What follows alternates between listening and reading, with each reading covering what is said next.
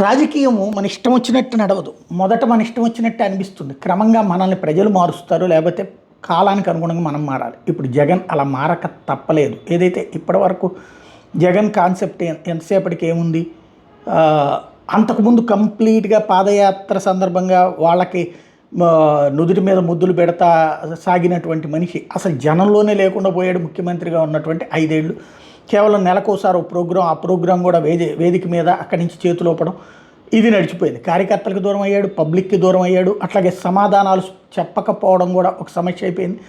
Answer చేసేవాడు ఏది, ఈ నెల రోజుల ఆరోపణలకి ఒక దాంట్లో ఆన్సర్ చేస్తే అది దానికి తగిన ఇది లేదు.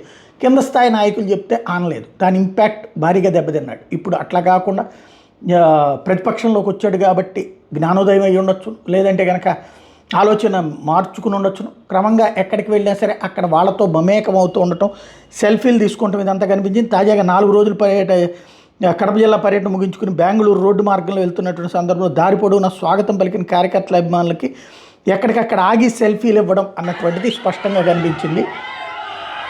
వాళ్ళు అడిగితే సెల్ఫీలు ఇవ్వటం, వాళ్ళతో చేతులోపడంతో పాటుగా బయటకు వచ్చి ప్రతి చోట కూడా ఎక్కడికక్కడ ఇదివరకు అయితే కనుక ఇట్లా ఉండేది కాదు, వెళ్ళిపోతూ ఉండేవాడు సీఎంగా ఉన్నటువంటి సందర్భం.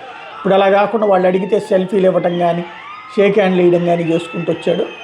తద్వారా మారిన మనిషిని, అంటే జనంలోకి వెళ్ళేటటువంటి మనిషిని అన్నటువంటిది చెప్పే ప్రయత్నం చేస్తున్నాడు.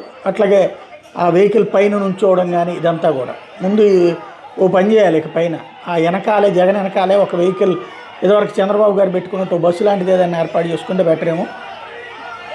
ఈ కార్యకర్తల అభిమానులు వీళ్ళందరూ కూడా సీఎం సీఎం అంటూ నినాదాలు చేయడం అన్నటువంటిది కూడా ఇక్కడ స్పష్టంగా కనిపిస్తుంది.